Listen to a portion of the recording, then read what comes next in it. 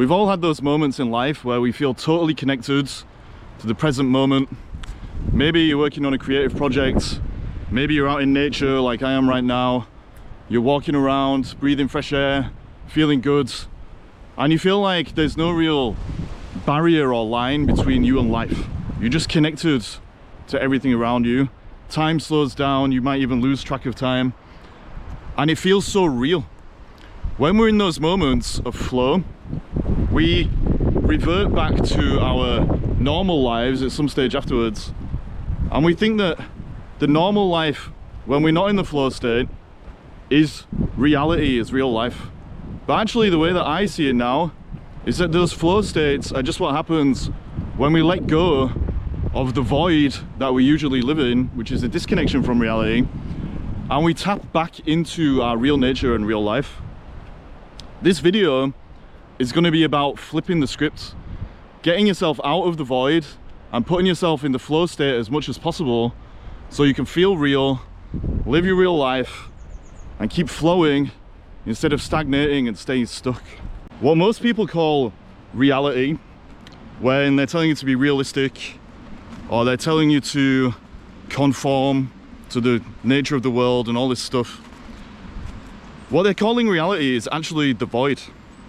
The void is a world that you enter when you become disconnected from the truth at some level, and you start to believe that everything is fragmented and separate, and that you have to be driven by fear and shame and all of these underlying emotions that keep us disconnected from the truth. And so when people are telling us to be realistic, they're telling us to enter that void, which is where most of us live because of underlying shame, guilt and trauma that's caused us to become disconnected from ourselves somewhere along the line. To make things more complicated, once we enter the void, which is a kind of dream world, we have to create a kind of character to play within the dream. This character is the ego, and it's normally a fragmented version of ourselves. That means we have hidden all of the parts of ourselves that we're ashamed of and that we feel like we need to hide so that we can survive the void. And we end up creating a character that kind of helps us to compensate for all of the reasons that we've entered the void in the first place. These two things both block us from the flow state.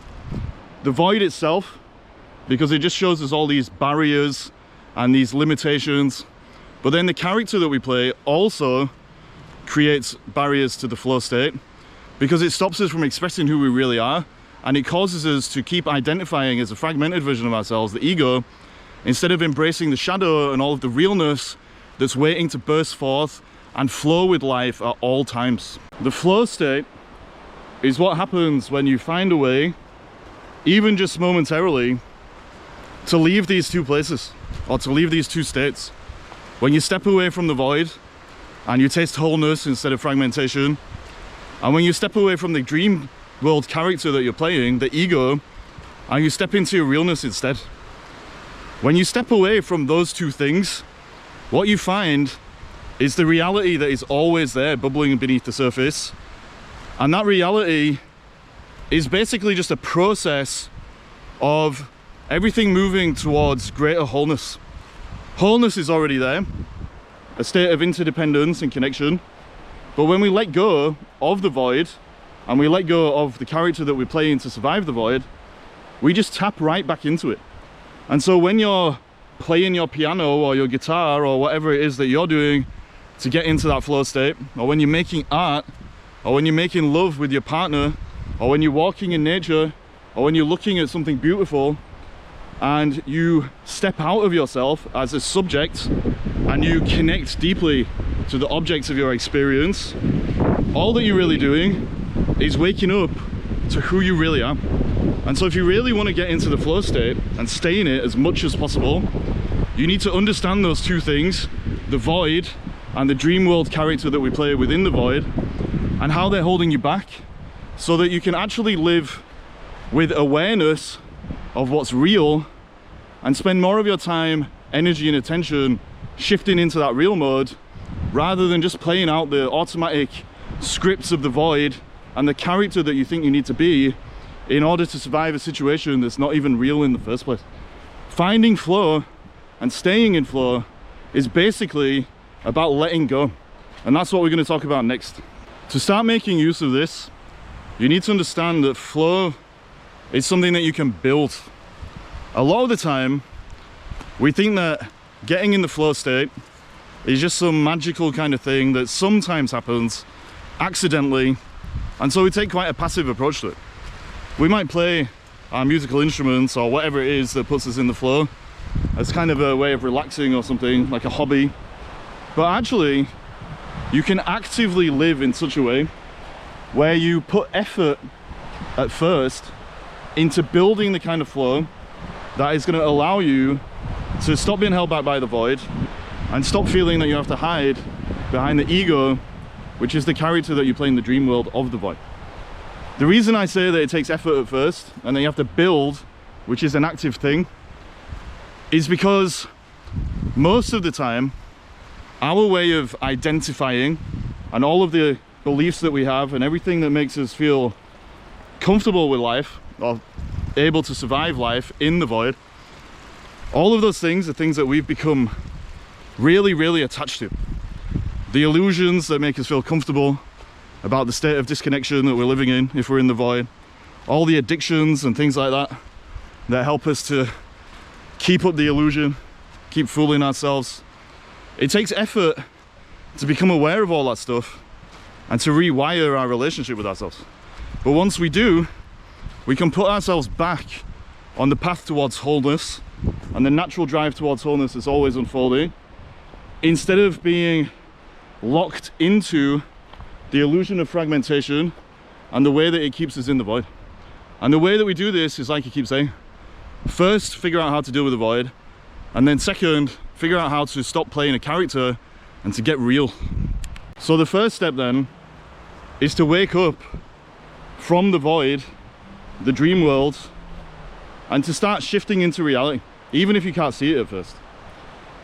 The way that you do this is to start changing your fundamental assumptions about what life is. Ultimately, all you need to do is to shift to a position where you start making assumptions about wholeness instead of fragmentation. What this means basically is that instead of thinking everything is disconnected and isolated and separate from everything else, you start to shift into assumptions about how everything is connected to everything else.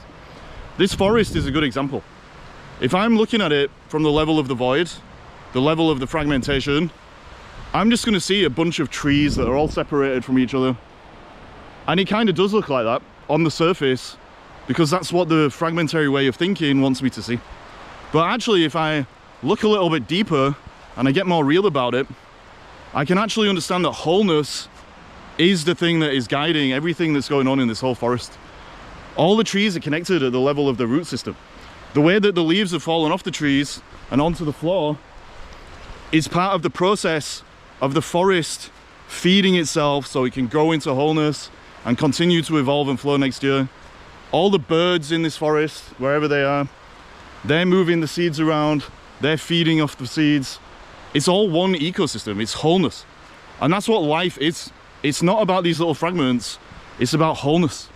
And if you can understand that, you can see yourself as part of that wholeness, and then you're more likely to be able to put yourself in the flow, instead of just thinking that there's barriers everywhere and that everything's separate and that you have to remain isolated, when in reality you're an interdependent entity and not an independent one.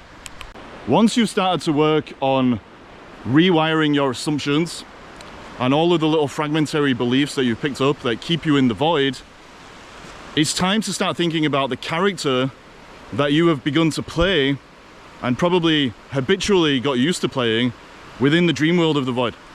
This character is just the ego.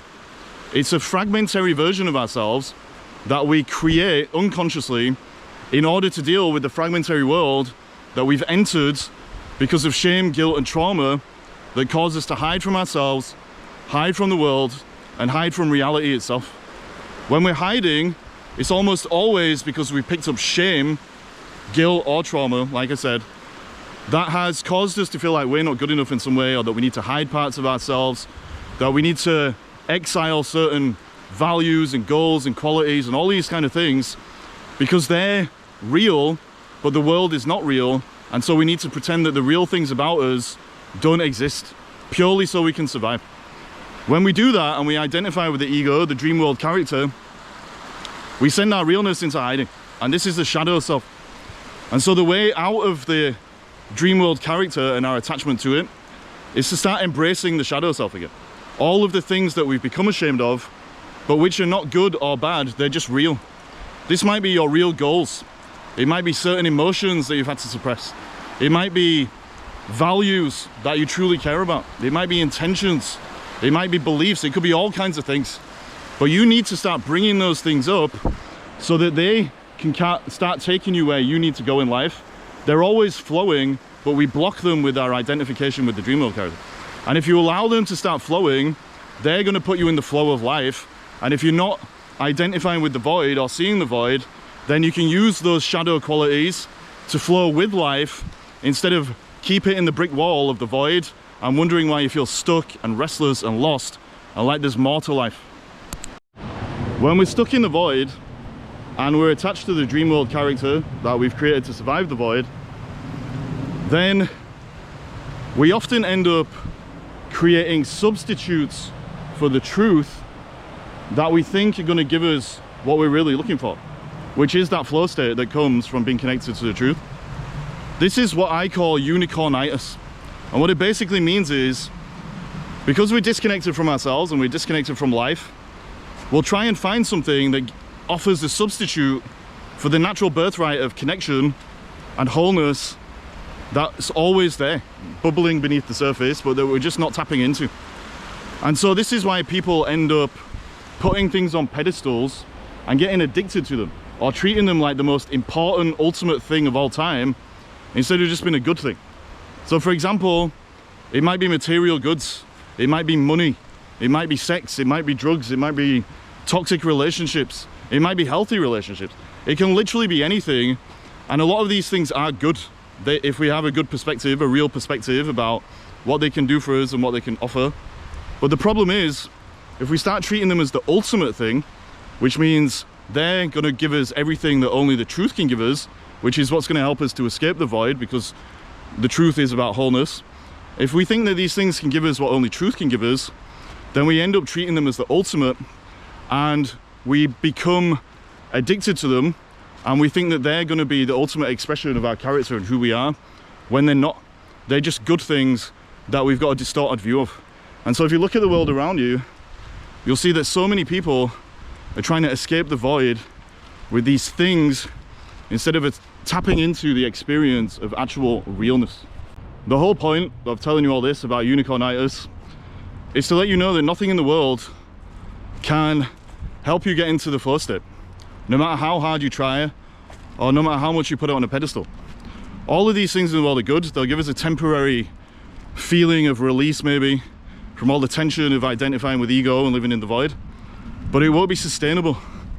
The only sustainable way to keep the flow state going as much as possible, obviously not always, because there's always going to be shit that happens that pulls us into the void, but in general, the only way to stay in it in as sustainable a way as possible for as long as possible is to connect to the truth about ourselves and the truth about life, to let go of all of those identifications with the void itself, with the person we think we need to be to survive the void. And so this is why I say it's about building flow, because if you've been in the void for a while and you've been playing out that character of the ego, it takes a while to readjust and reconfigure and put yourself back on the right path. The way that you do this is to literally build, and to build you have to get into what is known as the stretch zone. The stretch zone is just beyond the comfort zone. The comfort zone being the place that keeps us in the void, because it keeps us doing all the things that are familiar and that we identify with, but also not so far that we go into the panic zone. The panic zone being the place where we've gone so far from our known identity that we feel completely uncomfortable and our nervous system starts to freak out. The stretch zone is the sweet spot. It's where you're growing day by day just be on the edge of your ego, and you're taking actions that challenge you and give you that sense of flow, but that are going to keep compounding on themselves so that you get more and more momentum and results over time. If you can live in that stretch zone as much as possible, where you are stretching yourself like this, then ultimately what happens is you start to merge with reality around you. You merge with wholeness, because you're not filtering everything through your identity. You're taking the experience of your realness and you're putting it out into life, and in the interplay between the two, stretching yourself, you find that flow state and you start to remember who you really are and what life is. The opposite of stretching yourself like this, not being in the comfort zone, not going so far that you're in the panic zone, but stretching, i.e. living in the sweet spot, the opposite of that is that you stay in the comfort zone and you stay in the void. This is why so many people think that those little moments where they do get some flow because they're working on a creative project or something, they think that those moments are not the norm. They think they're unusual. They think it's just a novelty about life.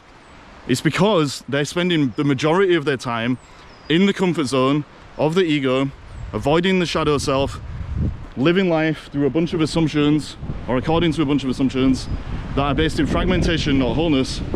And so they get these little moments, sure, but they think that it's just some whimsical little thing, instead of it being who they really are. When you learn to stretch consistently and in a real way, the amount of flow that you feel and that you can build for yourself is incredible, because it becomes your default state, and your relationship with life becomes something that's much more freeing and liberating, rather than all that pressure of staying in the void and trying to convince yourself that it's normal. So of course now the question becomes, how do you start building this kind of flow that I'm talking about? Well, there's three things that you need to do predominantly. You need to do them consistently, and they need to be your default way of doing things. The reason for this is that it helps you to sustain the results that you're getting, and it keeps putting you in the flow instead of allowing the world to creep in again and taking you out of it. The first thing that you need to do is start developing foundational health habits. You need to start exercising, you need to start regulating your nervous system, you need to start eating food that gives you energy instead of overwhelming your system with all kinds of unhealthy processed shit. That's really basic, but it's something that a lot of people avoid. If you're sitting on the sofa all day, or playing video games all day, and watching Netflix or whatever it is, just basically vegetating like a gremlin, it's highly unlikely that you're going to build sustainable flow for yourself, because your body is basically living in a state of fragmentation rather than wholeness.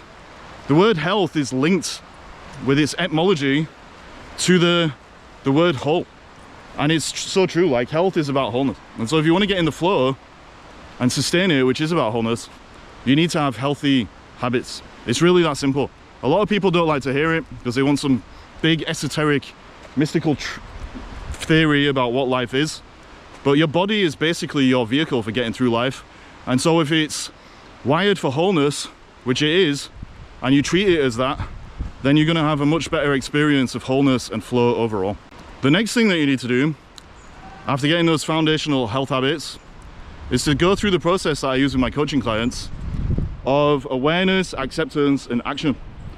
Awareness means that you're deconstructing your ego, actively looking at all the ways you're holding yourself back from life because of the way that you identify, all the limiting beliefs you have, all the assumptions that take you towards wholeness, all of the things that you're rigid about, the control structures in your life that make you controlling instead of accepting.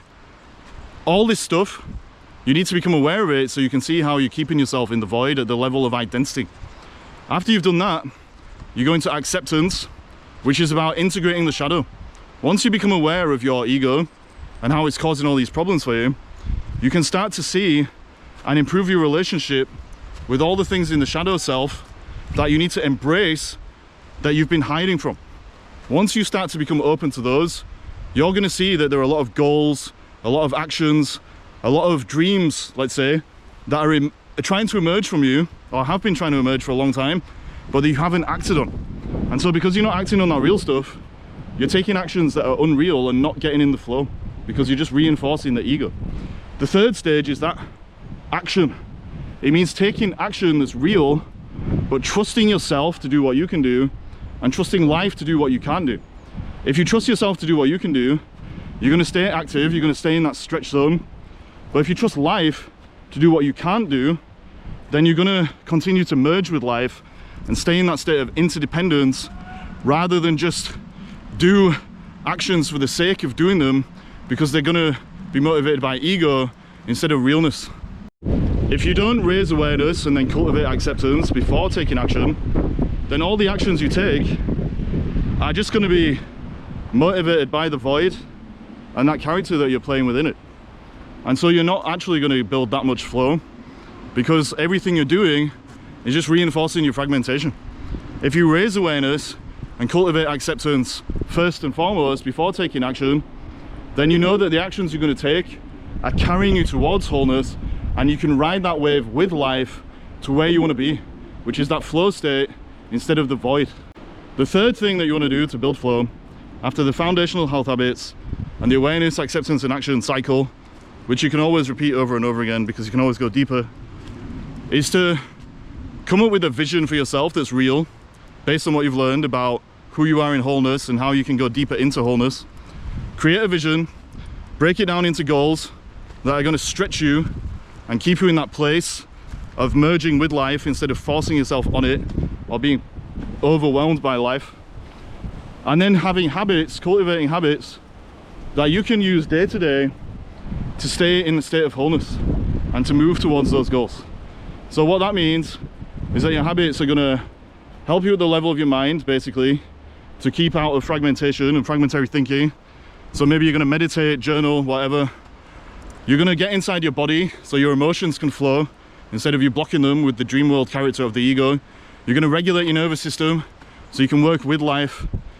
And then you're going to take the actions daily that are going to help you move towards your vision. So if you want to write a book, for example, you're going to write every day. If you want to start a business, you're going to find a way to get clients and do that. Whatever it is, vision, goals and habits that stretch you are going to put you in that flow state consistently if you keep challenging yourself to grow beyond the void identity that you've picked up and have been telling yourself probably your whole life that is you. You need to drop it in a strategic way. That's how you build flow and you keep it consistent. If you can live in this way, you're going to build the flow, and you're going to find that over time you become much more real, and the flow state isn't just a thing that you experience here and there. It's something that you live almost daily, because you're aligned with life and your realness, and you're leaning into it rather than shrinking away because of the void and the ways that it's conditioned you to be something other than what you are. Like I said, it takes effort at first because you're literally building.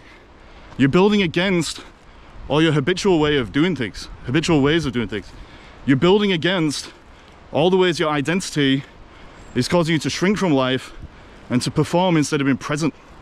But if you keep doing it, you keep putting the effort in, eventually it becomes effortless because you just know where you're going, and the flow is going to carry you along with it as you keep growing real and keep getting into those flow states out in life instead of living in your head, projecting it out onto life and thinking that the void is where you belong. Life doesn't have to be this place or this experience where you keep hitting up against brick walls and you always feel like there's more, or you feel like there's no passion, there's no joy, there's no momentum. If you're living like that, then you're in the void. It's really that simple. You're in the void and you're playing a character in order to deal with the void. You need to understand that the void is not real and that the character you're not playing is not the whole of who you are, and that your realness, which is the whole of who you are, is buried behind the mask of that character, waiting to come out, waiting to be acted upon, and waiting to put you back in the natural state of growing towards wholeness and flow and having consistent experiences of just being fully alive. It's totally possible, but you have to make that shift into doing it in a real way instead of doing it in a conditioned way. So I hope that helped you. if you want to build flow, you can either book a call with me on my website. I'll give you a free coaching session, see where there's some opportunities in your own life to start shifting gear. I've also got a new book that came out called Trust, which talks a lot about this kind of stuff. And I also have a journal on my website called The Flow Builder, which is designed to help you start building flow in a very real way. Either way, I hope this video helps you. Thank you for watching. Thank you to everyone that's been commenting and booking calls with me and stuff like that. I know there's a real person watching this video, and I do appreciate it. But stay real out there, keep flowing, keep growing, and don't let those little gremlins in your mind tell you that the void is where you belong. Peace.